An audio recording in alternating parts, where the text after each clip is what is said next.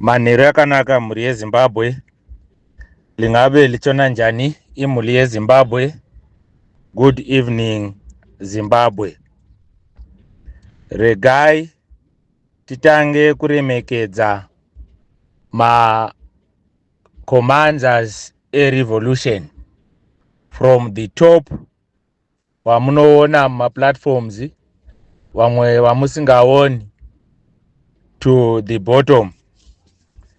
Regai tiremekedze ma administrators ema platforms ese revolution ku WhatsApp, ku YouTube nemamwe ma platform akasiyana siyana. Wana comrade Stole,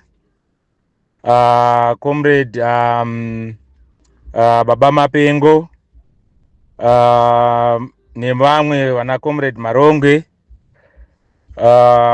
ku YouTube wana comrade Kulian TV, comrade DJ Holly, nevamwe vari kutibatsira vari kugadzira ma news platforms ava tisati takuziva nemazita.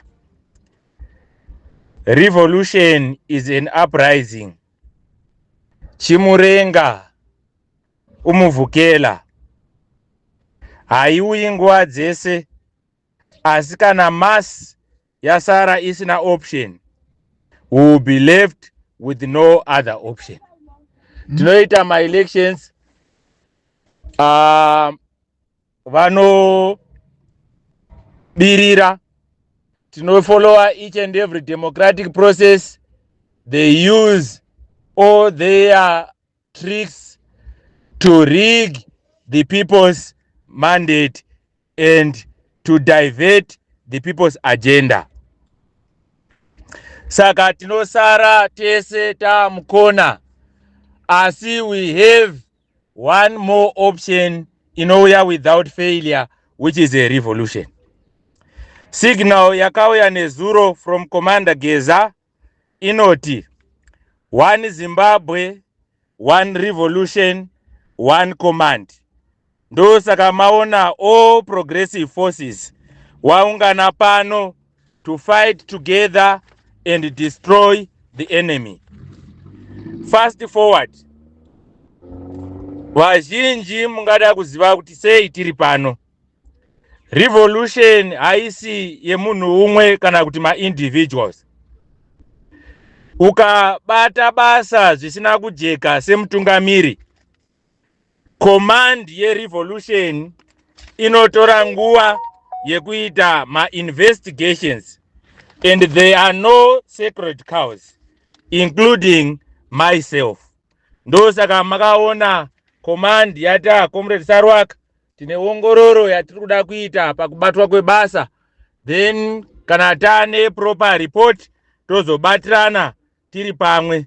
Saka toda kutenda wanga vachitungamirira ku legal team, wana mukoma Godwin ziwa zvose, wana General Stole nema lawyers avo pawaibatsirana vachipanana proper information, including iwo comrade Nyoka Yemabhunu. Saka ma investigations iwayo todaira kuti akafamba zvakanaka. Saka tiri kuenderera kumberi. Anyone anobata basa remasi zvisina kujeka, there are no sacred cows. Command ine kodzero yekukuisa parutivi yoita ongororo. Saka tiri kufara kusangana wana weZimbabwe tiri pano. Ngatitsigirei komiti iripo iri kutungamirira nyaya dzekumatare edzimhosva. Saka tinoda kutenda vari kutungamirira nyaya dzekumakotsi, Koma Godwin, DJ Holly, Kulian TV, General Stole, ma lawyers nevamwe vatisiri kuziva. Back pa revolution, tine nyaya ya 2030.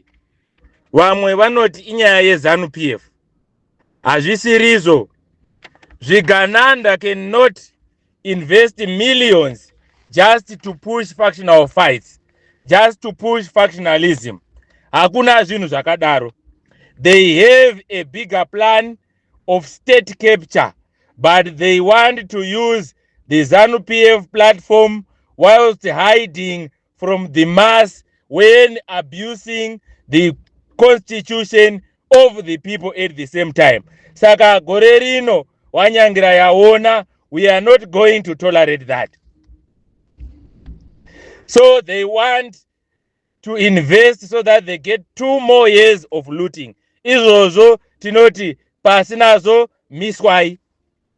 Ma-projects avanotaura vachiti toda kutenda ma-projects ari kuitwa naMnangagwa, all those projects are the projects of looting. Tikapa for example tine ma-project eBeitbridge border post. That deal was one of the worst deals zatakaita in this new dispensation. Zimbabwe as a country as we speak can only collect 15% of the proceeds zemari yepa Beitbridge border post. 85% is going kunobhadhara zvikwereti zvakainvestwa ne-South African company. Saka hapana chatiri kuwana senyika. Saka to secure their loots, because homwe dzavo dzinoda zvinhu, they are imposing a lot of taxes on the motorists. Zoita kuti Beitbridge border post roa the most expensive border post in the SADC. Wamwe waakusarudza kushandisa maborders akaita sana Kazungula, income yenyika yorasikwa, just because Zvigananda they are only concerned about putting lipstick politics nekubhaiza vanhu nekufacilitate the looting platforms. Saka izvozvo zvese tinoti pasi nazvo. The same zviri kuitika neRobert Mugabe airport. Mukazviona uchikwira ndege from Zimbabwe, they charge you at least $50 extra usati vatanga kubhadhara ticket rendege. That's why uchiona kuti ma-tickets endege from Zimbabwe anodhura.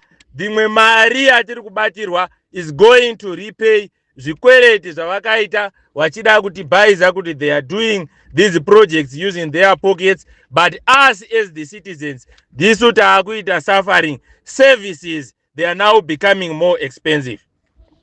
Saka izvozvo zvakare tinoti pasi nazvo. Nyaya iyi tichaibata rimwe zuva because inogona kutichemedza. Zviri kuitwa nezvigananda hapana ari kufara nazvo. We must join hands and fight against the 2030 looting agenda. Izvezvi vari kuZANU-PF are working hard. Whether kubva kuma-members vari ku-Central Committee vari ku-Politburo, toda kukutendai. Takaona wana General Chiwenga wachimisa nyaya dzemota dzanga dzaiswa kunotenga vanhu veCentral Committee. Wana Tagwirei wachidzingwa wachibhutsurwa kuCentral Committee, wakamhanya zviri legendary. But comrades, this is not enough, because the 2030 agenda have got hidden agendas in it. It's against the people. It's a process of state capture. So they are taking it forward to Manicaland Conference in this coming months. We are saying this with full authority. We need to deal with this Zvigananda from home and away. Tapota ma comrades, signal ikauya tese ikati handei kwaMutare, munhu wese join the fight, wakajaidzwa wana. Hazvinei nekuti zvadeedzerwa kuZANU. Why tichiti munhu wese? Hakusisina chinonzi ZANU-PF kana chinonzi opposition. Tawe nerevolution versus Zvigananda. Saka kana usiri kufamba nerevolution, it means uri kufamba nezvigananda. So wherever you are, you need to ask yourself, kuti kana usiri kufamba nerevolution but uchichema matambudziko atiri kusangana nawo, uri kufamba nani? Ku-revolution agenda isi yekupinza vanhu basi. Saka zvema-candidates zvese zvine zvichitaurwa zviya hapasi nazvo. Agenda ndeyekudzinga vanhu basa. We are here to chase people imisebenzi la. Saka ari kudzingwa ndiye the common enemy. Mnangagwa nezvigananda. Tikaita revolution yekutoda kupinza ningi, we have hundreds of people who are capable. Saka chinoitika tinoita confusion ne disunity. asi tikafighta towards the common enemy zvimwe zvese tozotangira ipapo revolution yedu inobuda bhobho. Saka we have the common enemy. Kutungamirira leadership haina best leader. Leadership ndeye kupanana mikana because we have hundreds of people who can lead. Saka kupanana mikana iwewe pinda hapa wombobva. Commander Geza added more people on the list of the enemies of the people. Saka asidlali lapha siyabangena lomnyaka. Kana tawe kuparidza vhangeri revolution topedzisira tawe kuda kurowa inonzi deliverance, so that madhimoni ese tonota kuda kuadzinga in the name of the people. Saka tine nguva yekuita izvozvo, asi pari zvino regai titi kune wese vari kutsigira vhangeri rerevolution, vari kubatana newamwe in this name of unit, mawar veterans, wana comrade Mudiwa. Revolution is a marriage between the mass and the military.